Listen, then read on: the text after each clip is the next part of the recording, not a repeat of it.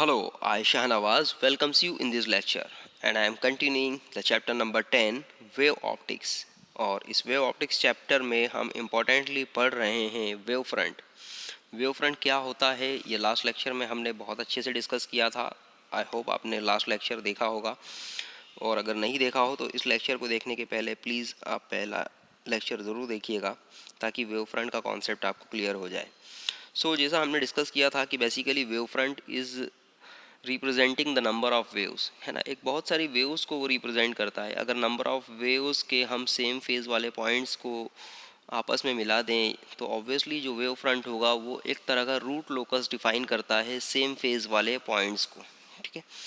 So obviously क्योंकि wave front wave से associated है तो वेव्स की जो कैरेक्टरिस्टिक होगी वो वेव फ्रंट भी शो करेगा। वेव्स की जो दो इंपॉर्टेंट कैरेक्टरिस्टिक होती है रिफ्लेक्शन और रिफ्रैक्शन, ये दो इंपॉर्टेंट कैरेक्टरिस्टिक वेव फ्रंट भी शो करता है। वेव फ्रंट शो करता है क्या वाकई में रिफ्लेक्शन और रिफ्रैक्शन की कैरेक्टरिस्टिक। इट मीन्स कि रिफ्लेक्शन का जो लॉ है और रिफ्रैक्शन के जो लॉ है क्या उसका ओबे वेव फ्रंट भी करता है। तो आज के लेक्चर में हम यही देखने वाले हैं और हम mathematically with the help of derivation ये प्रूफ करेंगे कि वेव फ्रंट भी लॉ ऑफ रिफ्लेक्शन को ओबे करता है और रिफ्रैक्शन भी लॉ ऑफ रिफ्रैक्शन को ओबे करता है। तो चलिए शुरुआत करते हैं laws of reflection on the wave theory. हम देख सकते हैं laws of reflection on the wave theory. Let us consider, हमने एक प्लेन कंसिडर किया हुआ है। यहाँ पर हम देख सकते हैं एक्स वाई प्लेन है, बेसिकली एक तरह की रिफ्लेक्टिंग सरफेस है। यहाँ पर एक मिरर कंसिडर कर सकते हैं हम इसे कि सपोज ये कोई रिफ्लेक्टिंग सरफेस है जो एक मिरर हो सकती है एक्स वाई। और हमने वेव फ्रंट के बारे में पढ़ा था कि बेसिकली वेव फ्रंट जो होते हैं वो स्पेसिफिकली दो तरह के होते हैं। पहला होता है स्फेरिकल वेव फ्रंट और दूसरा सिलेंड्रिकल वेव फ्रंट। और इन दोनों स्फेरिकल और सिलेंड्रिकल वेव फ्रंट का एक छोटा पार्ट बेसिकली कहलाता है प्लेन वेव फ्रंट। हम यहाँ पर प्लेन वेव फ्रंट कंसिडर कर रहे हैं। सपोज प्लेन वेव फ्रंट को एक प्लेन की तरह कंसिडर कर सकते हैं हम। लेट अस कंसिडर कि यहाँ पर ये एक प्लेन है, दिस इज़ अ प्लेन, इस तरह का प्लेन है, ठीक है। उस प्लेन की हम सिंगल लाइन कंसिडर कर रहे हैं फिलहाल, दिस वन, ठीक है। ये प्लेन वेव फ्रंट कहीं से आ रहा है। ऑब्वियसली प्लेन वेव फ्रंट कहाँ से आएगा, इन्फिनिटी से आ रहा है। सपोज कहीं से इन्फिनिटी से ये प्लेन वेव फ्रंट आ रहा है, ठीक है। ये plane wave front obviously wave front है, इसलिए नंबर ऑफ लाइट वेव को डिफाइन कर रहा होगा, नंबर ऑफ लाइट रेज को डिफाइन कर रहा होगा। और इसकी ये जो लाइन होगी ये सेम फेज वाले पॉइंट्स को रिप्रेजेंट कर रही होगी। Let us consider this M P and L A. M P और एल ए जो है वो इस प्लेन वेव फ्रंट से एसोसिएटेड लाइट रेज हैं। M P and L A are the light rays और light beam associated with this plane wavefront PA. Let xy be the reflecting surface and PA be the plane wavefront just incident on the surface. The normals LA and MP or to the wavefront represents incident ray, ठीक है। यहाँ पर ये है incident ray. Obviously हम इन incident raise M P और L ए में से सपोज एल ए को अगर कंसिडर कर रहे हैं क्योंकि सबसे पहले रिफ्लेक्टिंग सरफेस पर यही पहुंच रही है। अब देखिए इस तरह से जब भी ये प्लेन वेव फ्रंट यहाँ पर आएगा, ठीक है, सपोज ये कहीं से आ रहा है, कहीं से आ रहा है, ठीक है। ऑब्वियसली सबसे पहले जो इंट्रैक्शन होगा इससे एसोसिएटेड जो लाइट रे का सरफेस से वो कौन होगी, वो ये होगी एल ए लाइट रे होगी। इसका इंट्रैक्शन इस सरफेस से सबसे पहले होगा और सबसे लास्ट में किसका होगा, लास्ट में होगा इस लाइट रे एम पी का जो यहाँ पर आकर इंसिडेंट होगी, ठीक है। ऑब्वियसली लाइट रे एल ए सबसे पहले अगर इंसिडेंट हुई है कहाँ पर, इस पॉइंट पर, पॉइंट ए पर। ऑब्वियसली यहाँ से ये रिफ्लेक्ट होगी, ये रिफ्लेक्ट हुई अपने पर्टिकुलर एंगल से, ठीक है। इसी तरह से लाइट रे एम पी भी इंसिडेंट हुई पॉइंट पी डैश पर और ये भी रिफ्लेक्ट हुई एक पर्टिकुलर एंगल से। ऑब्वियसली यहाँ पर अगर हम देखें ध्यान से, ये जो लाइट रे है जिनका रिफ्लेक्शन हो रहा है इस सरफेस से, ठीक है, ये दोनों लाइट रेज जो है वो बेसिकली इस प्लेन वेव फ्रंट को रिप्रेजेंट कर रही है। यहाँ पर इस प्लेन वेव फ्रंट को रिप्रेजेंट कर रही है। तो जो रिफ्लेक्शन का लॉ होता है, रिफ्रैक्शन लॉ, ये कहता है कि the incident angle should be equal to the angle of reflection, angle of incident should be equal to the angle of reflection. And the second thing, incident ray, reflected ray and normal should lies in same plane. सो हम एक derivation करने वाले हैं जिसमें हम ये proof करेंगे कि बेसिकली जो वेव फ्रंट होते हैं वो भी लॉ ऑफ रिफ्लेक्शन को फॉलो करते हैं या ओबे करते हैं। सो लाइट रे एल ए जो यहाँ पर इंसिडेंट हो रही है, ठीक है, लाइट रे एल ए के लिए सपोज हमने यहाँ पर कंसिडर किया इस पॉइंट ए से हमने एक नॉर्मल ड्रॉ किया। ये नॉर्मल हम देख सकते हैं यहाँ पर बहुत इजीली, नॉर्मल एन ए यहाँ पर हमने ड्रॉ किया। So obviously ray incident ray normal से जो एंगल क्रिएट करेगी वो कहलाएगा एंगल ऑफ इंसिडेंट, और ऑब्वियसली यहाँ से एंगल ऑफ इंसिडेंट हमें पता चल गया इस वेव फ्रंट का भी। ये ऑब्वियसली ये लाइट रे का जो एंगल ऑफ इंसिडेंट होगा वही एंगल ऑफ इंसिडेंट होगा इस वेव फ्रंट का भी, प्लेन वेव फ्रंट एपी का भी। और हमें याद रखना है कि जो एल ए है is basically perpendicular to A P. ये एल ए है जो परपेंडिकुलर है ए पी के, इट मीन्स कि इनके बीच का एंगल है 90 डिग्री, ठीक है। बड़ा सिंपल सा कॉन्सेप्ट है। सो इनके बीच का अगर एंगल है 90 डिग्री और हमने ये कहा कि ये जो नॉर्मल है, नॉर्मल जो अभी हमने ड्रॉ किया था एन ए और इस इंसिडेंट रे एल ए, इसके बीच का एंगल है एंगल ऑफ इंसिडेंट, ठीक है। सो ऑब्वियसली ये जो वेव फ्रंट है इस वेव फ्रंट ये वेव फ्रंट का जो इंक्लाइनेशन होगा, ऑब्वियसली ये वेव फ्रंट का जो इंक्लाइनेशन होगा with respect to this surface वो भी कितना होगा, एंगल ऑफ इंसिडेंट के इक्वल। हम बहुत इजीली इसे समझ सकते हैं। अगर इनके बीच का ये दो ये लाइट रे और इस वेव फ्रंट के बीच का एंगल है अगर 90 degree, these are perpendicular with each other, so obviously यहाँ पर इस रेफरेंस जो लाइन है हमारी जो नॉर्मल है, इससे अगर इस लाइट रे का एंगल आई है, सो ऑब्वियसली इस वेव फ्रंट का एंगल भी इस सरफेस से कितना होगा, आई होगा, ठीक है। सो यहाँ पर बहुत इजीली जो एमपी की अगर हम बात करें तो सबसे पहले इस वेव फ्रंट में जो लाइट रे इस सरफेस पर पहुँचेगी या रिफ्लेक्ट होगी वो होगी एल ए, और इसके बाद कंटिन्यूसली अगर हम यहाँ पर नंबर ऑफ पॉइंट्स कंसिडर कर लें तो रिस्पेक्टिवली सबसे पहले एल ए लाइट रे पहुँचेगी, उसके बाद जो दूसरी लाइट रे अगर हम यहाँ पर कंसिडर करें वो पहुँचेगी, और एट सबसे लास्ट में पहुँचेगी एमपी जो यहाँ पर आकर पी डैश पर आकर स्ट्राइक होगी। So the wave front will reach the points between A and P dash on the reflecting surface later in time, but in this order, so that it will reach point P dash in the last. When the disturbance from the point P just reaches the point P dash on the reflecting surface, the secondary wavelet from the point A on the reflecting surface will grow into the sphere of radius AA dash such that AA dash is equals to PP dash. So यहाँ पर हम बिल्कुल consider कर सकते हैं, जैसा मैंने कहा कि जो लाइट रेज पहुँचेगी इस रिफ्लेक्टिंग सरफेस पर जो एसोसिएटेड है इस प्लेन वेव फ्रंट से, उसमें सबसे पहले एल ए, उसके बाद रिस्पेक्टिवली जो दूसरी लाइट रेज इनके बीच में होगी वो, एंड लास्ट में पहुँचेगी एम पी जो पी डैश पर आकर स्ट्राइक होगी।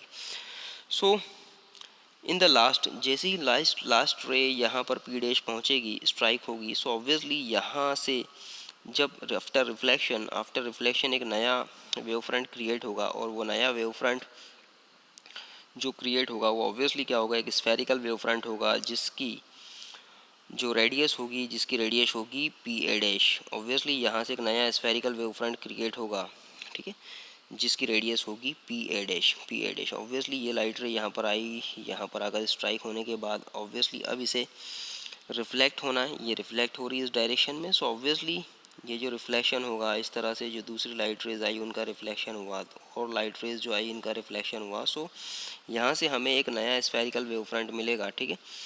उस स्फेरिकल वेव फ्रंट का टेंजेंट होगा ए एल, हम देख सकते हैं यहाँ पर स्फेरिकल वेव फ्रंट का टेंजेंट होगा यहाँ पर A dash. So to find the reflected wave front, new position of the wave front after the reflection from the surface xy with point A as a center, draw a sphere of radius AA dash is equals to PP dash, ठीक है। Just मैंने अभी जो sphere बनाया था basically यहाँ पर हम देख सकते हैं बहुत अच्छे से, ये जो स्फेयर होगा, ठीक है, ये स्फेयर होगा जिसकी रेडियस होगी, सो हम एक स्फेयर इस तरह से भी कंसिडर कर सकते हैं, जैसा भी आपको यहाँ पर दिख रहा है, ठीक है। इस स्फेयर में हमें क्लियरली दिख जाएगा कि बेसिकली ये जो पार्ट है, ये जो प्लेन वेव फ्रंट है हमारा, ठीक है, दिस वन जो रिफ्लेक्टेड वेव फ्रंट है, जो रिफ्लेक्शन के बाद हमें मिलेगा यहाँ से, ठीक है, वो इस तरह से हमें यहाँ पर अपीयर हो रहा है, जो ऑब्वियसली एक स्फेरिकल वेव फ्रंट का पार्ट है। अगर ये रेड कलर का आपको जो नज़र आ रहा है ये एक स्फेरिकल वेव फ्रंट है, ठीक है। सो इस स्फेरिकल वेव फ्रंट का जो ये ब्लू वाला हिस्सा है, जो ऑब्वियसली इस एपी वेव फ्रंट का रिफ्लेक्टेड वेव फ्रंट हमें नज़र आ रहा है प्लेन वेव फ्रंट के फॉर्म में। सो ऑब्वियसली वो इस स्फेरिकल वेव फ्रंट का एक पार्ट नज़र आ रहा है हमें, क्लियरली हम यहाँ पर देख सकते हैं। और इस स्फेरिकल वेव फ्रंट की अगर हम रेडियस की बात करें तो हम यहाँ पर इजीली समझ सकते हैं कि इसकी जो रेडियस है वो रेडियस है ए डैश रेडियस यहाँ पर हमें इसकी इस स्फेरिकल वेव फ्रंट की नज़र आ रही है। और ऑब्वियसली ये जो ए डैश रेडियस होगी ये इक्वल है किसके, पी पी डैश के। मतलब यहाँ पर जब हम इसे कंटिन्यू करेंगे इस स्फेरिकल वेव फ्रंट को, ठीक है, सो ऑब्वियसली कहीं ना कहीं हमें इस पी पी डैश रेडियस के इक्वल ही इस रेडियस को पाएंगे हम ए डैश को। सो यहाँ पर एक स्फेरिकल वेव फ्रंट हमें दिख गया, एक प्लेन वेव फ्रंट इसका जो पार्ट है वो रिफ्लेक्टेड वेव फ्रंट के फॉर्म में हमें यहाँ पर नज़र आ गया, ठीक है। सो अब यहाँ पर हम अगर एक नॉर्मल ड्रॉ करें, अगर हम देखें यहाँ पर नॉर्मल को, ठीक है, तो from the point P dash draw plane P dash A dash tangent to the sphere. हम देख सकते हैं यहाँ पर हमने ये जो plane reflected plane wave front है पी डैश ए डैश, ठीक है, रिफ्लेक्टेड प्लेन वेव फ्रंट है पी डैश ए डैश, ये स्फेरिकल वेव फ्रंट का टेंजेंट है एक तरह से, ठीक है, इजीली हम देख सकते हैं it is a tangent to the spherical wave front. So P dash A dash represents a reflected wavefront and the normals A dash L dash and P dash M dash to the reflected wavefront represents the reflected ray, ठीक है। सो इस wave front की जो raise है A L A dash L, obviously इस L A की reflected ray है। और ऑब्वियसली ये जो पी डैश एम डैश है ये किसे रिप्रेजेंट कर रही है, reflected ray of M P को, जो यहाँ पर थी। सो यहाँ पर अगर ये इंसिडेंट रेज थी तो ऑब्वियसली ए एल और पी डैश एम डैश क्या होगी, रिफ्लेक्टेड रेज होगी, ठीक है। सो हम ऑलरेडी डिस्कस कर चुके हैं इसे काफ़ी कुछ। सो अगर हम आगे थोड़ा सा बढ़ें इसमें, so draw the P dash and dash normal to the reflecting surface, ठीक है। हमने क्या किया, अब यहाँ पर ऑब्वियसली यहाँ पर हमने इंसिडेंट एंगल को मेज़र करने के लिए जो पहली वाली रे थी हमारी एल ए, ठीक है, एल ए, इसे हमने देखा था एंगल ऑफ इंसिडेंस, ठीक है, एंगल ऑफ इंसिडेंस कैलकुलेट किया था नॉर्मल ड्रॉ करके, हम देख सकते हैं यहाँ पर। इसी तरह से यहाँ पर भी एक नॉर्मल ड्रॉ किया है हमने पॉइंट पी डैश से पी डैश एंड डैश। और यहाँ पर हम ये पाएंगे कि ये जो रेज होगी, ये जो रे होगी, इस रे का जो नॉर्मल से एंगल है that is R angle of reflection. So N dash P dash M dash के बीच का जो एंगल होगा वो होगा angle of reflection, angle of reflection. और ऑब्वियसली यहाँ पर भी क्या होगा, पी डैश ए डैश, अगर हम थोड़ा सा इसे और सिंप्लीफाई वे में समझें तो आई होप आपको ये पिक्चर पूरी क्लियर हो गई होगी यहाँ पर। सो ए dash P dash A dash जो है वो हमारा रिफ्लेक्टेड वेव फ्रंट है, और पी डैश एम डैश उससे एसोसिएटेड एक लाइट रे है जो ऑब्वियसली रिफ्लेक्टेड लाइट रे है। और इस पॉइंट ऑफ इंसिडेंट पर हमने क्या किया, ये देखिए ये जो लाइट रे थी एम पी एक्चुअल में कहाँ कर इंसिडेंट हो रही है, पी डैश पर, तो ये पॉइंट ऑफ इंसिडेंट है। इस पॉइंट ऑफ इंसिडेंट से हमने जो नॉर्मल ड्रॉ किया है, इस नॉर्मल से रिफ्लेक्टेड रे का जो एंगल होगा वो एंगल ऑफ रिफ्लेक्शन होता है।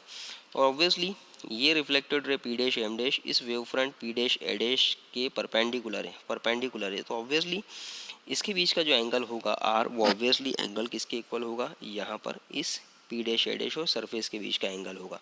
सो ऑब्वियसली यहाँ पर हमने एंगल्स का कैलकुलेशन भी कर लिया। So then angle M dash P dash N dash is equals to R, angle M dash P dash N dash, angle M dash P dash N dash, M dash P dash N dash is equals to R, हम यहाँ clearly देख सकते हैं। अब हमें proof करना है, हमने एक रे डायग्राम तो क्रिएट कर लिया है इंसिडेंट वेव फ्रंट और रिफ्लेक्टेड वेव फ्रंट के लिए, हमने इंसिडेंट एंगल और रिफ्लेक्टेड एंगल भी कैलकुलेट कर लिए। अब चलिए हम बात करेंगे, प्रूफ करेंगे हम रिफ्लेक्शन को। So to prove the laws of reflection consider any point Q on the incident wave front, ठीक है। ये जो इंसिडेंट वेव फ्रंट है इसमें ऑब्वियसली दो पॉइंट हमने लिए थे पहले, एम पी और एल ए, दो लाइट रेज थी। अब इसके बीच का हमने सपोज कोई भी एक पॉइंट कंसिडर कर लिया, सपोज वो पॉइंट है क्यू। सो ऑब्वियसली ये पॉइंट क्यू भी क्या होगा, किसी न किसी वेव को एसोसिएट कर रहा होगा या किसी न किसी वेव को रिप्रेजेंट कर रहा होगा। तो सपोज यहाँ से इस पॉइंट पी से भी, सॉरी इस पॉइंट क्यू से भी कोई ना कोई लाइट रे एसोसिएटेड होगी जो ऑब्वियसली इंसिडेंट होगी इस रिफ्लेक्टिंग सरफेस पर, किसके बीच में, ऑब्वियसली ए और पी डैश के बीच में किसी पॉइंट के पर ये इंसिडेंट होगी। और इंसिडेंट होकर ऑब्वियसली ये भी रिफ्लेक्ट होगी।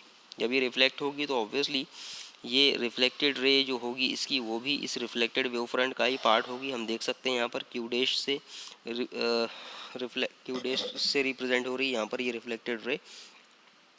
So consider any point Q on the incident wavefront. Suppose that when the disturbance from the point P on the incident wavefront reaches the point P dash, the disturbance from the point Q reaches the Q dash. हम देख सकते हैं यहाँ पर via the point K. ठीक है.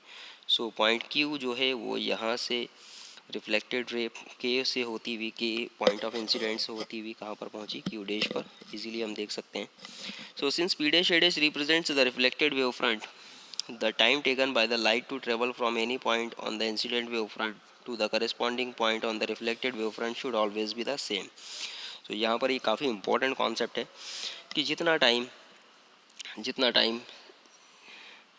एक light रे को किसी पर इस इंसिडेंट वेव फ्रंट से एसोसिएटेड चाहे कोई भी रे हो, चाहे वो LA हो, MP हो, या पॉइंट Q से एसोसिएटेड कोई रे हो, या कोई भी एनी अदर रे हो, ठीक है, उसे जितना टाइम इंसिडेंट होकर अपने रिस्पेक्टिव रिफ्लेक्टेड वेव फ्रंट के करस्पॉन्डिंग पॉइंट तक पहुंचने में लग रहा है, उतना ही टाइम सभी रेस को लगेगा. मतलब पॉइंट सपोज MP लाइट रे है, सपोज ये MP लाइट रे है, यहाँ पर इस वेव फ्रंट पर पॉइंट P है इसका करस्पॉन्डिंग पॉइंट.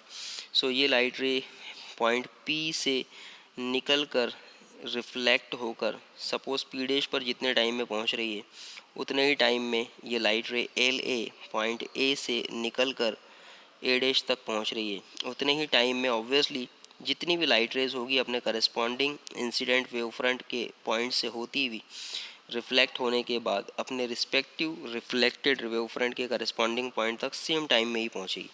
तो ऑब्वियसली जैसा मैंने कहा, जितने टाइम में पॉइंट P से वेव निकल कर या रे निकल कर ऑब्वियसली रिफ्लेक्ट होकर P डैश पर पहुंची है, उतने ही टाइम में ये जो LA है, LA रे पॉइंट A से निकल कर A डैश तक पहुंचेगी, और ऑब्वियसली सेम टाइम में लाइट रे Q से निकल कर, ठीक है, पॉइंट Q से निकल कर पॉइंट कैपिटल K से होती हुई रिफ्लेक्ट होकर पॉइंट Q डैश तक पहुंचेगी. मतलब इंसिडेंट वेव फ्रंट से रिफ्लेक्टेड वेव फ्रंट तक पहुंचने का जो टाइमिंग होगा सभी वेव्स का, सभी रेस का, वो क्या होगा, एग्जैक्टली सेम होगा.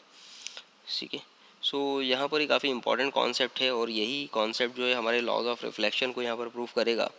सो सपोज़ क्योंकि ये सब कुछ ऑपरेशन हो रहा है, किसमें, ये सारा ऑपरेशन हो रहा है एयर में, तो एयर में, या वैक्यूम में, तो वैक्यूम में लाइट की वेलोसिटी होती है C से रिप्रेजेंट करते हैं हम उसे. सो if c is a velocity of light, then the time taken by the light to go from the point Q to Q dash by the point P is given by. ठीक है. सो हम यहाँ पर time taken by निकाल सकते हैं by the light ray from the point Q to reach to the point Q dash. ठीक है. सो ऑब्वियसली इसके लिए हम यूज़ करेंगे हमारा जो फार्मूला होता है, time is equals to distance upon velocity. Time is equals to होगा डिस्टेंस अपॉन वेलोसिटी.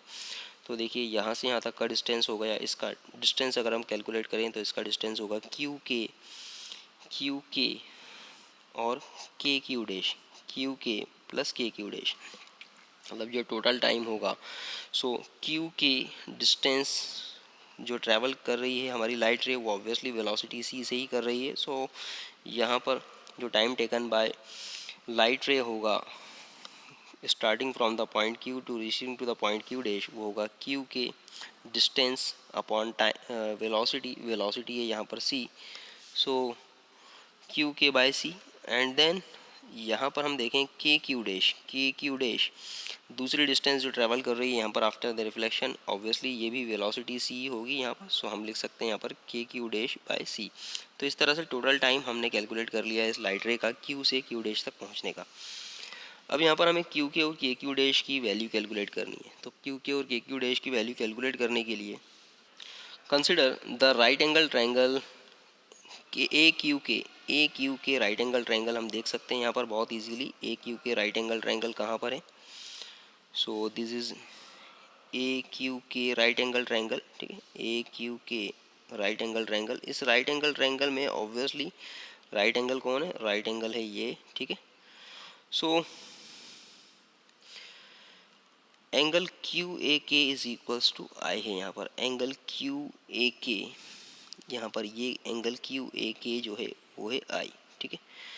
सो अब यहाँ पर ये एंगल है क्यू ए के इज इक्वल्स टू आई। यहाँ से हम अगर साइन आई कैलकुलेट करें, सो यहाँ पर हम देख सकते हैं ये है perpendicular, Q A is equals to perpendicular और ए के है यहाँ पर हाइपोटेनियस। सो सॉरी यहाँ पर अगर हम इस राइट एंगल ट्रायंगल में ध्यान से देखें, सो ये देखिए ये जो एंगल है, हमेशा एंगल के सामने वाली जो ये दिस इज एंगल, मैं इसे फिर से बनाता हूँ। अगर हम यहाँ पर ध्यान से देखें इस ट्रायंगल में, सो इस ट्रायंगल में ये जो राइट एंगल ट्रायंगल है, इस राइट एंगल ट्रायंगल में ये हमारा एंगल आई, और एंगल के सामने का जो आर्म होता है किसी भी ट्रायंगल का, राइट एंगल ट्रायंगल का, वो हमेशा परपेंडिकुलर होता है। ठीक है, परपेंडिकुलर होता है। ऑब्वियसली ये होगा बेस, क्योंकि इनके बीच में ही राइट एंगल ट्रायंगल है, तो ये हो गया ए के हाइपोटेनियस। सो यहाँ पर अगर हम साइन आई कैलकुलेट करें, साइन आई, ठीक है, इसका साइन आई कैलकुलेट करें तो परपेंडिकुलर क्या हो गया क्यू के और हाइपोटेनियस हो गया ए के। ठीक है, सो यहाँ से साइन आई मिल गया हमें क्यू के upon A K. So from here we can calculate Q K हमें कैलकुलेट करना था, तो ये हो जाएगा ए के साइन आई। हम इजीली यहाँ पर देख सकते हैं, यहाँ पर हमें मिल गया क्यू के is equal to A K sine आई। इसी तरह से क्यू के कैलकुलेट हो गया। अब बारी है के क्यू डैश कैलकुलेट करने की, तो इसके लिए हम कंसिडर करेंगे राइट एंगल ट्रायंगल के क्यू पी डैश, के क्यू डैश पी डैश हम कंसिडर करेंगे। सो यहाँ पर भी हम देख सकते हैं राइट एंगल ट्रायंगल के क्यू डैश पी डैश, ये हमने राइट एंगल ट्रायंगल कंसिडर कर लिया, आप इजीली देख सकते हैं। ठीक है, इस राइट एंगल ट्रायंगल में भी ऑब्वियसली ये जो एंगल है, this angle is basically R. ठीक है, एंगल आर, और एंगल के सामने वाली आर्म हमेशा परपेंडिकुलर होती है, तो ऑब्वियसली ये परपेंडिकुलर हो गया, and this will be the hypotenuse P dash के। सो यहाँ पर भी हम इजीली साइन आर कैलकुलेट कर सकते हैं। साइन आर हो जाएगा यहाँ पर easily perpendicular Q dash K divided by hypotenuse, hypotenuse है पी डैश के।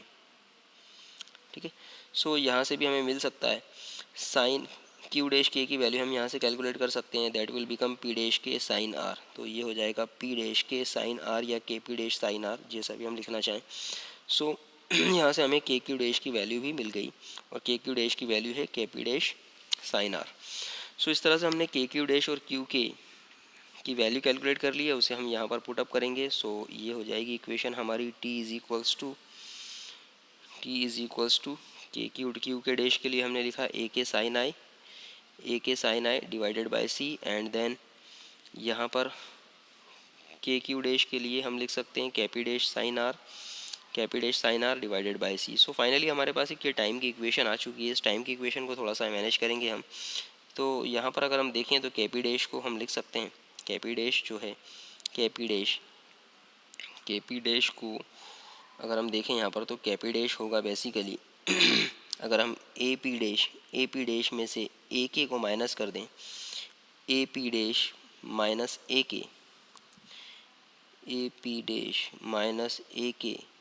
ठीक है, सो हमें मिल जाएगा पी डैश के या के पी डैश। ठीक है, सो यहाँ पर हम इजीली लिख सकते हैं इस इक्वेशन में K P dash is equal to A P dash minus A K, और साइन आर हो गया। देन यहाँ से ए के वाले टर्म्स को हम अलग कर लें अगर, तो ये हो गया हमारे पास A P dash sine R. ठीक है, इजीली, और A K sine I minus A K sine are में से ए के कॉमन निकाला तो अंदर बचा sine I minus sine R divided by C. So finally हमारे पास ये एक इक्वेशन मिल गई हमें टाइम की। अब इस टाइम की इक्वेशन को अगर हम थोड़ा सा ध्यान से देखें तो इस टाइम की इक्वेशन ये एक्चुअली हमें ये बता रही है कि ये डिपेंड कर रही है ए पी डैश पर, ए के पर। ठीक है, बट हम यहाँ पर अगर ध्यान से देखें, for the rays from the different points on the incident wave front the values of the A K are different. ए के की वैल्यू हमेशा डिफरेंट होगी। ठीक है, अगर हम यहाँ पर देखें तो यहाँ पर के क्या है, K is a point of incident for the point Q. So यहाँ पर अगर मैं सपोज पॉइंट क्यू यहाँ पर कंसिडर करता, तो ये लाइट रे यहाँ पर अगर इंसिडेंट होती, तब पॉइंट के यहाँ पर होता, तब ए के की वैल्यू कुछ और होती। अगर मैं पॉइंट क्यू डैश यहाँ पर कंसिडर करता, तो लाइट रे यहाँ पर आकर इंसिडेंट होती, तब पॉइंट के यहाँ पर होता, तब ए के की वैल्यू कुछ और होती। मतलब जो पॉइंट के है या फिर ए के की वैल्यू है, वो डिपेंड कर रही है पोजीशन ऑफ द क्यू पर।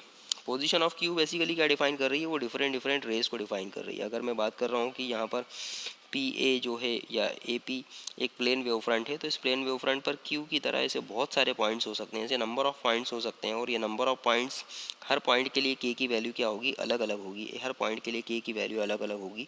और ऑब्वियसली हर पॉइंट के लिए के की वैल्यू अगर अलग अलग होगी इस सरफेस पर, के की पोजीशन अलग अलग होगी, तो ऑब्वियसली इस ए के की वैल्यू भी अलग अलग होगी, क्योंकि हर पॉइंट पर इस पी ए पर मौजूद जितने भी नंबर ऑफ पॉइंट्स होंगे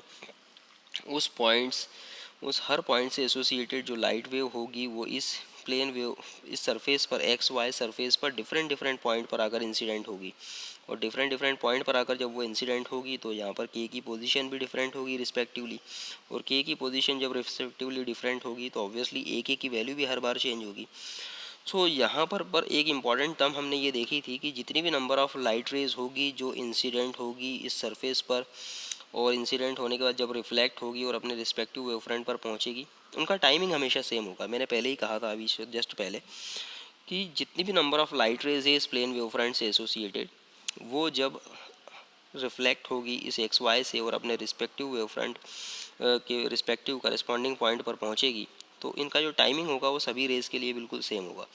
बट यहाँ पर सभी रेस के लिए एक एक की वैल्यू अलग अलग होगी, तो ऑब्वियसली हम यहाँ पर कह सकते हैं कि टाइम की वैल्यू हर वे के लिए कांस्टेंट है, बट एक एक की वैल्यू उनके लिए बदल रही है अलग अलग। मतलब हम कह सकते हैं कि यहाँ पर एक एक की वैल्यू टाइम पे डिपेंड नहीं करती, या फिर टाइम जो है वो एक एक की वैल्यू पर डिपेंड नहीं कर रहा है, हम इजीली कह सकते हैं यहाँ पर। सो इस इक्वेशन में the rays from the different points on the incident wavefront will take the same time to reach to the corresponding point on the reflected wavefront if t given by this equation so independent of the एक ए। तो ये किसका होगा, एक ही से independent है पूरी तरह से, मतलब एक ए का इस पर कोई इफेक्ट नहीं पड़ रहा है। एक ए कितना भी बदले लेकिन टाइम टी जो है वो हमेशा हर वेव के लिए कांस्टेंट ही है यहाँ पर। तो इजीली इस एक ए का जब इस टाइम टी पर कोई भी इफेक्ट नहीं पड़ रहा है तो ऑब्वियसली ये जो एक ए वाली टर्म है वो क्या होना चाहिए, ज़ीरो होना चाहिए। तो हमने यही कॉन्सेप्ट लिया है कि A K sine I minus sine R should be zero because it has no effect on the time. ठीक है, सो ऑब्वियसली जब हम इसे सॉल्व करेंगे so we will get sine I minus sine R equal to zero and sine I equal to sine R. जब हम इसे solve करेंगे तो ये हो जाएगा sine I is equal to sine R, और ऑब्वियसली हम इसे लिख सकते हैं I equal to R. So angle of incident is equal to the angle of reflection, हमने यहाँ से प्रूफ कर दिया। देखिए लॉज ऑफ रिफ्लेक्शन यही कहता है कि angle of incident is equal to angle of reflection. इसी तरह से अगर हम बात करें तो ये जो लाइट रे है सारी की सारी यहाँ पर ऑब्वियसली ये जो प्लेन वेव फ्रंट है, ये वेव फ्रंट जो होगा इंसिडेंट वेव फ्रंट और रिफ्लेक्टेड वेव फ्रंट ये सब कुछ एक ही प्लेन में होंगे। सो यहाँ पर हम लिख सकते हैं incident wave front P A reflecting surface X Y and the reflected wave front P dash A dash all are perpendicular to the plane of paper, therefore incident ray L A और M P dash normal A N and the reflected ray which are respectively perpendicular to AP, XY and AP dash all lie in the same plane. Hence the laws of reflection are proved on the basis of the wave theory. So इस तरह से यहाँ पर laws of reflection जो है वो पूरी तरह से प्रूफ हो चुका है वेव फ्रंट के लिए भी।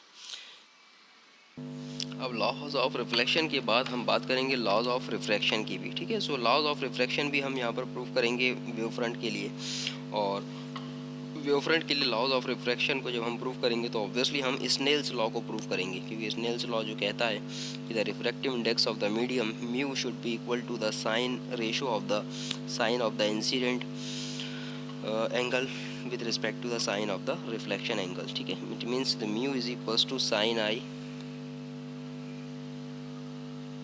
Divided by sine R. ये स्नेल्स लॉ है और ये स्नेल्स लॉ को हम प्रूव करेंगे यहाँ पर वेव फ्रंट के लिए भी।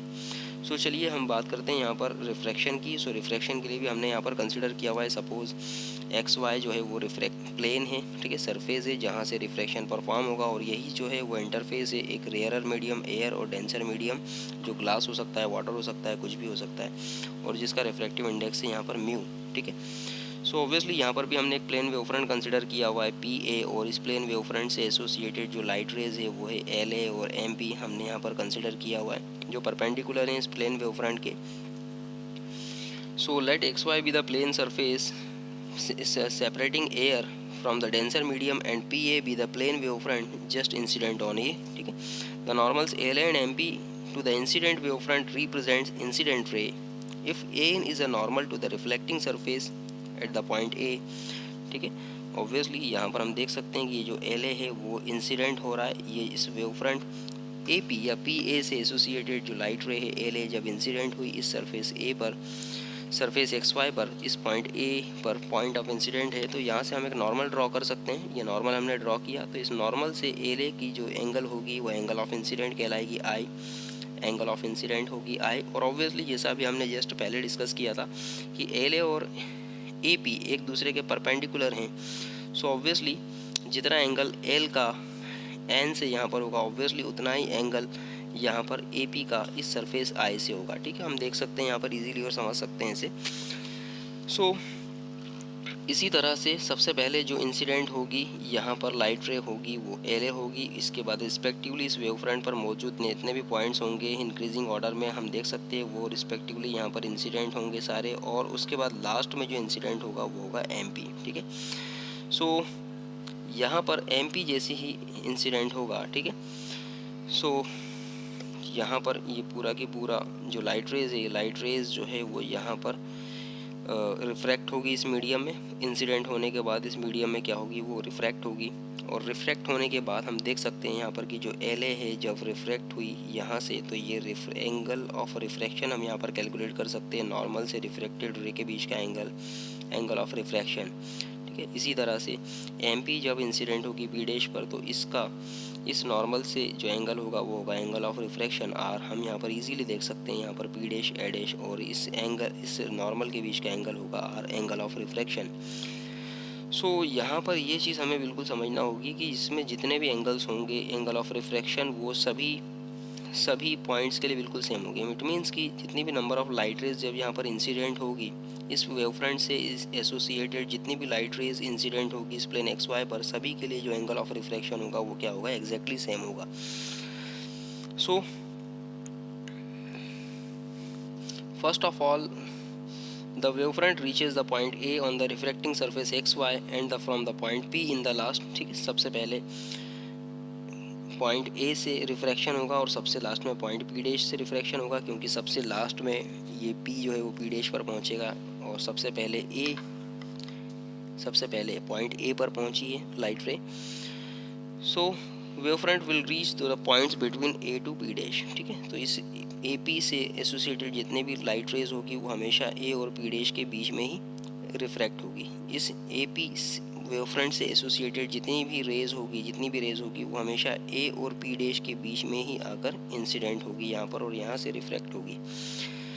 So different points on the surface XY will become surface of the secondary wavelets at the different instant of the time when the disturbance from the point P on the incident wavefront just reaches the point P dash on the surface XY. The secondary wavelet from the point A on the surface will grow into the sphere inside the denser medium of radius say A dash।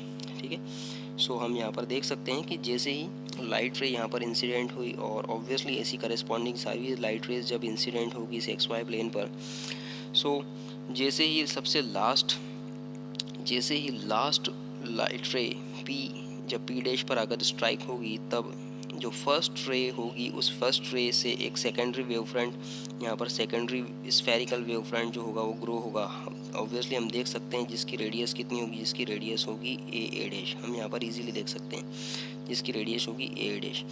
सो यहाँ पर जितनी भी points strike होंगे, जितनी भी light rays strike होगी इस x Y plane से या जितनी भी लाइट रेज रिफ्लेक्ट होगी इस एक्स वाई प्लेन से, सभी पॉइंट्स जो होंगे वो सेकेंडरी वेव फ्रंट का सोर्स होंगे। सभी पॉइंट्स जो होंगे वो सेकेंडरी वेव फ्रंट का सोर्स होंगे। तो सबसे पहले यहाँ पर पॉइंट ए से एक स्फेरिकल वेव फ्रंट ग्रो होगा, इसके बाद फिर इसके करस्पॉन्डिंग इसके बाद वाले points spherical wave front grow करेंगे और सबसे लास्ट में पॉइंट पी डैश होगा जो स्फेरिकल वेव फ्रंट यहाँ पर ग्रो करेगा। सो यहाँ पर ये जो स्फेरिकल वेव फ्रंट ग्रो होगा, ठीक है, ये इसकी रेडियस होगी सपोज ए डैश और ऑब्वियसली ये जितने भी नंबर ऑफ पॉइंट्स होंगे यहाँ पर स्ट्राइक होंगे, सपोज यहाँ से कोई लाइट रे दूसरी आई वो आकर स्ट्राइक हुई, ठीक है, वो भी रिफ्रैक्ट हुई। इसी तरह से यहाँ पर कोई पॉइंट था उस लाइट रे आई स्ट्राइक हुई और यहाँ पर ऑब्वियसली ये सभी क्या करेंगे, सभी अपने अपने स्फेरिकल वेव फ्रंट को यहाँ पर ग्रो करेंगे और ये सभी स्फेरिकल वेव फ्रंट जितने भी स्फेरिकल वेव फ्रंट्स होंगे सभी का जो टेंजेंट होगा वो बिल्कुल एक स्ट्रेट लाइन अगर हम मिला दें, ठीक है, तो वो हमें यहाँ पर ऑब्वियसली इसी प्लेन वेव फ्रंट को रिप्रेजेंट कर रहा होगा, ठीक है। ऑब्वियसली आप इसे ध्यान से समझिए कि यहाँ पर जितने भी पॉइंट्स होंगे स्ट्राइक पॉइंट्स होंगे, स्ट्राइक पॉइंट्स के बाद में जो रिफ्लेक्टेड रेज होगी इनकी, इन रिफ्लेक्टेड रेज जो होगी ऑब्वियसली ये अपने respective spherical secondary spherical wave front की रेडियस को डिफाइन कर रहे होंगे, ठीक है। यहाँ पर ये इस सेकेंडरी वेव फ्रंट की रिस्पेक्टिव रेडियस को डिफाइन कर रहे होंगे, और ये जो secondary wave front secondary spherical wave fronts यहाँ पर ग्रो हो रहे हैं इनके टेंजेंट्स को अगर हम आपस में मिला दें तो ये जो लाइन होगी मैं थोड़ा सा क्लियर बना रहा हूँ इसको, ये जो लाइन होगी ये लाइन ऑब्वियसली इस जो पी ए वेव फ्रंट है हमारा इंसिडेंट वेव फ्रंट, इसके रिफ्रेक्टेड वेव फ्रंट को रिप्रेजेंट करेगी। ये जो लाइन होगी tangent P dash A dash वो इस पी ए वेव फ्रंट के रिफ्रेक्टेड वेव फ्रंट को रिप्रेजेंट करेगी। सो यहाँ पर A dash will be equal to the P P dash, A dash will be equal to the P P dash. ये जो A dash वो होगा वो इक्वल टू होगा P P dash. So we can say यहाँ पर A dash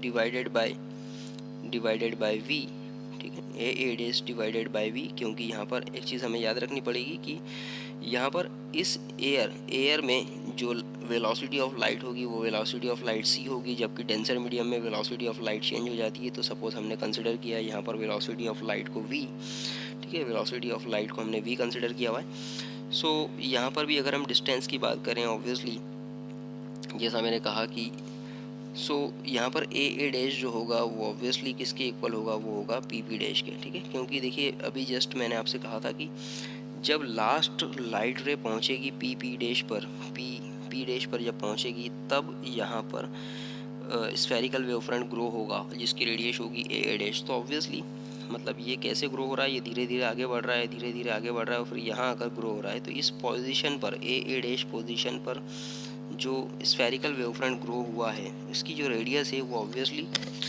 वो किसके इक्वल होगी, वो होगी पी पी डैश के इक्वल, क्योंकि पी पी डैश पर जब पहुंचा तब जाकर यहाँ पर ए डैश रेडियस का वेव फ्रंट हमें यहाँ पर मिल रहा है, ठीक है। तो ये भी धीरे धीरे ग्रो होगा इस तरह से, ठीक है, धीरे धीरे ग्रो हो रहा होगा।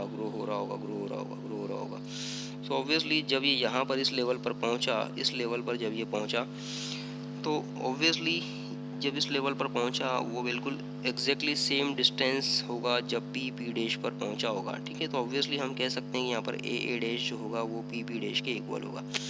सो अगर हम यहाँ पर टाइमिंग की बात करें तो ऑब्वियसली जितने टाइम में ए डैश रेडियस का वेव फ्रंट ग्रो हुआ है उतने ही टाइम में यहाँ पर पी पी डैश पर पहुँचा है। तो ऑब्वियसली टाइम जो होता है डिस्टेंस अपॉन वेलोसिटी, टाइम जो होता है वो होता है डिस्टेंस अपॉन वेलोसिटी, ठीक है, डिस्टेंस अपॉन वेलोसिटी। तो यहाँ पर अगर टाइम की मैं बात करूँ कि कितने टाइम में पी से पी डैश तक पहुँचा तो ऑब्वियसली जो डिस्टेंस है वो है पी पी डैश, ठीक है, और वेलोसिटी यहाँ पर है सी, ठीक है।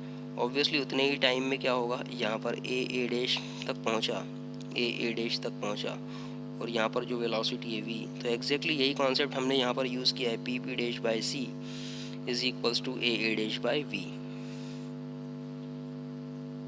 सो आई होप आपको ये इक्वेशन पूरी तरह से समझ में आ गई होगी। अगर आपको नहीं आई तो एटलीस्ट इसे थोड़ा सा रिवाइंड करके या रिवर्स करके एक बार ज़रूर देखिए, 2-3 बार आपको ये कॉन्सेप्ट समझ में आ जाएगा।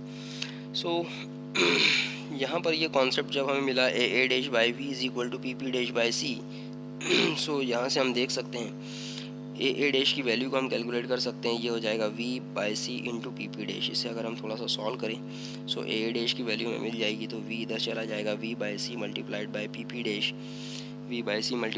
डैश, यहाँ से हमें ये वैल्यू मिल गई। वेयर v और c क्या है, these are the velocity of light in the denser medium and space respectively. सो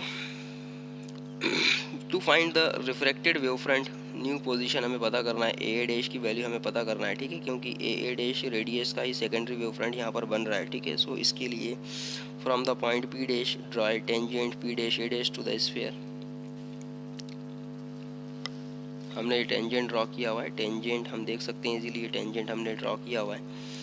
और ऑब्वियसली यहाँ पर अगर हम थोड़ा सा देखें कि जो एंगल ऑफ रिफ्रैक्शन था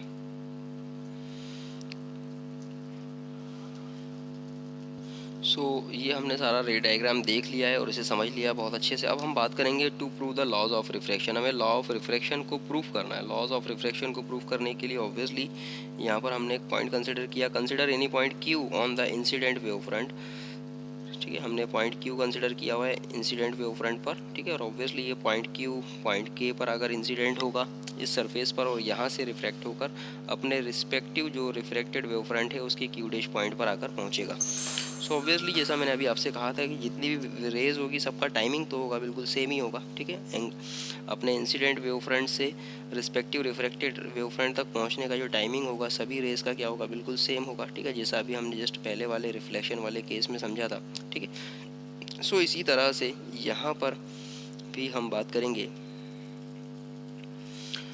Suppose when the disturbance from the point P on the incident wavefront reaches the point P dash on the refracted wavefront, the disturbance from the point Q reaches the point Q dash via the point K on the refracting surface XY. Since P dash A dash represents the refracted wavefront, ठीक है, यहाँ पर P dash A dash क्या represent कर रहा है, refracted wavefront को। So time taken by the light to travel from the point on the incident wavefront to the corresponding point on the refracted wavefront should always be the same। ठीक है, तो यहाँ पर जितने भी पॉइंट्स होंगे सभी पॉइंट्स का इस इंसिडेंट वेवफ्रंट से एसोसिएटेड जितने भी पॉइंट्स होंगे सभी पॉइंट से एसोसिएटेड जो लाइट रेज होगी उनका अपने इंसिडेंट वेवफ्रंट से रिस्पेक्टिव रिफ्रैक्टेड वेवफ्रंट के करस्पॉन्डिंग टाइम पॉइंट तक पहुँचने का जो टाइमिंग होगा वो बिल्कुल क्या होगा, एग्जैक्टली सेम होगा। ठीक है, सभी पॉइंट्स का। हम यहाँ पर कह सकते हैं अगर टाइम बिल्कुल सेम होगा तो हम इस पॉइंट क्यू डैश के लिए यहाँ पर फ़िलहाल कंसिडर कर सकते हैं। तो ऑब्वियसली कि पॉइंट क्यू इंसिडेंट वेवफ्रंट पर पॉइंट क्यू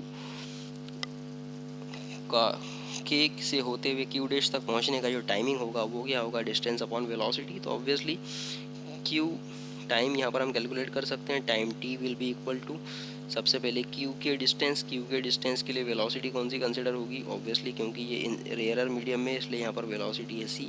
सो ऑब्वियसली यहाँ पर के क्यू या Q K distance divided by velocity C is equals to, हमने यहाँ पर लिखा क्यू के बाय सी। और इसी तरह से ये आगे कैरी फॉरवर्ड हो रही है या रिफ्रैक्ट होकर पॉइंट के से क्यू डैश तक जब पहुँच रही है इसने डिस्टेंस ट्रेवल किया है के क्यू डैश, और यहाँ इसकी जो वेलोसिटी होगी वो होगी वेलोसिटी वी। तो हम लिख सकते हैं K Q dash by we.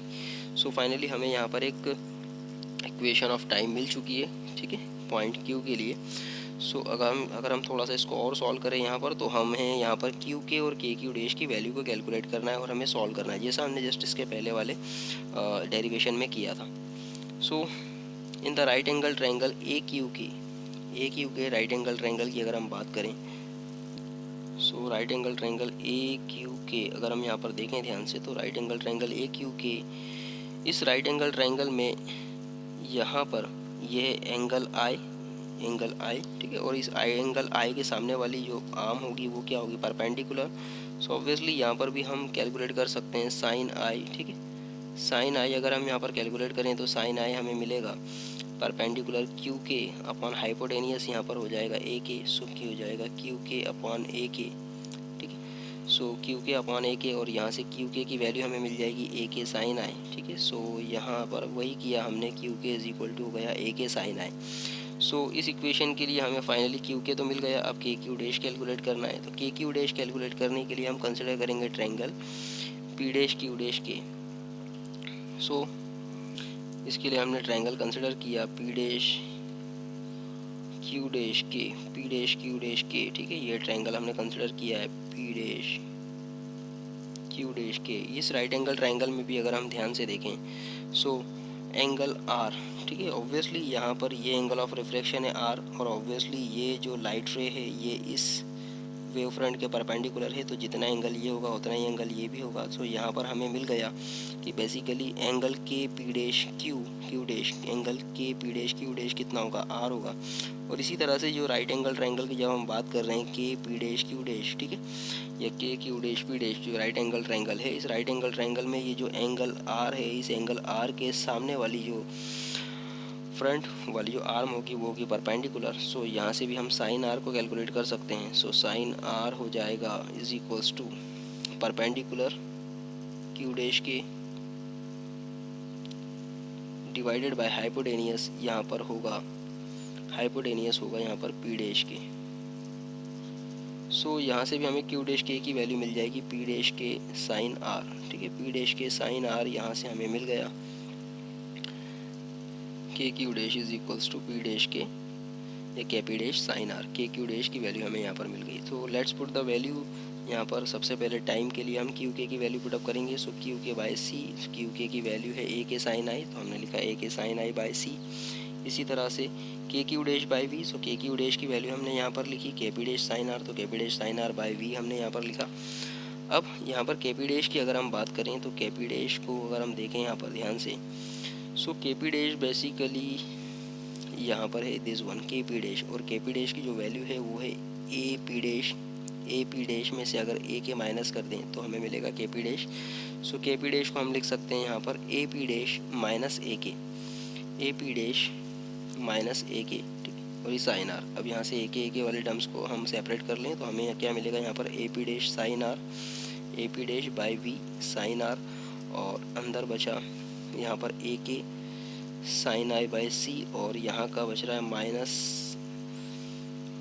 Sine R by V. ये फाइनल इक्वेशन हमें मिल गई। हमने थोड़ा सेपरेशन किया यहाँ पर, ये फाइनल इक्वेशन हमें यहाँ पर मिल गई। अब इस इक्वेशन में भी अगर हम ध्यान से देखें तो बिल्कुल वही कॉन्सेप्ट जो अभी हमने जस्ट पहले देखा था कि भाई यहाँ पर जो जितने भी नंबर ऑफ पॉइंट्स होंगे इस इंसिडेंट वेव फ्रंट पर, वो इंसिडेंट वेव फ्रंट पर जितने भी नंबर ऑफ पॉइंट्स होंगे वो हमेशा अपने रिस्पेक्टिव पॉइंट पर आकर इंसिडेंट होंगे इस सरफेस पर, ठीक है। और ऑब्वियसली ये जो पॉइंट के जो है हर पॉइंट के लिए अलग अलग होगा। सेम कॉन्सेप्ट की अगर अभी हमने जो क्यू कंसिडर किया हुआ है वो यहाँ कंसिडर किया हुआ है, ठीक है। और इसके लिए पॉइंट के की पोजीशन ये, अगर ये यहाँ होता तो पॉइंट के की पोजीशन यहाँ पर होती, ठीक है। तब ए के की जो वैल्यू होती वो कुछ और होती। अगर यहाँ पर होता तो पॉइंट के की पोजीशन ये होती, उस वक्त ए के की वैल्यू कुछ और होती। बट पॉइंट कहीं पर भी होता उसका अपने इंसिडेंट वेव फ्रंट से रिस्पेक्टिव रिफ्रैक्टेड वेव फ्रंट तक पहुंचने का टाइम जो होता वो हमेशा सेम होता, जैसा मैंने आपसे कहा था और जैसा हमने लास्ट डेरिवेशन में भी कंसिडर किया था।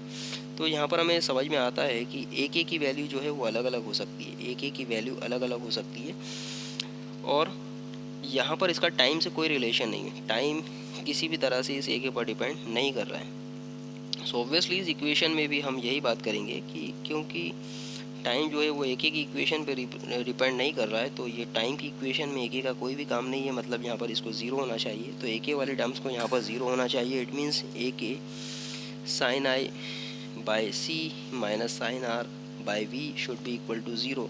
जब हम इसे ज़ीरो पुटअप करेंगे तो इस इक्वेशन से हमें ये मिल जाएगा sine I by C minus sine R by V equal to zero. और यहाँ पर जब हम इसे सॉल्व करेंगे तो ये हो जाएगा, इसे हम अगर इसको शिफ्ट करें इस तरफ और थोड़ा सॉल्व करें तो हमें मिलेगा sine I by sine R equal to C by V. और हमें पता है सी बाई वी क्या होता है, it is a formula of the refractive index, velocity of the light in the space divided by velocity of light in the medium. So यहाँ पर हमें पता है सी बाई वी होता है कांस्टेंट और इसे कहा जाता है refractive index. So sine I by sine R is equals to mu, ये हमें यहाँ पर मिल गया। और यही है स्नेल्स लॉ जो हमें प्रूफ करना था।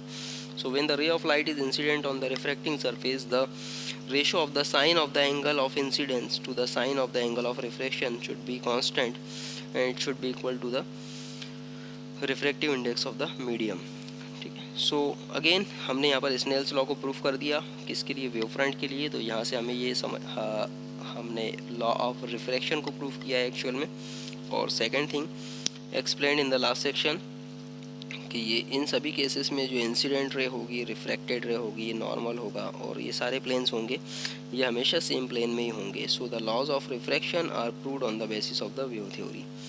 सो यहाँ पर हमने इस तरह से इसे प्रूफ कर दिया है। सो आई होप आपको ये लेक्चर समझ में आया होगा। काफ़ी ईजी लेक्चर था लेकिन कॉन्सेप्चुअल है, एटलीस्ट इसे 2 से 3 बार ज़रूर देखिएगा। Thank you.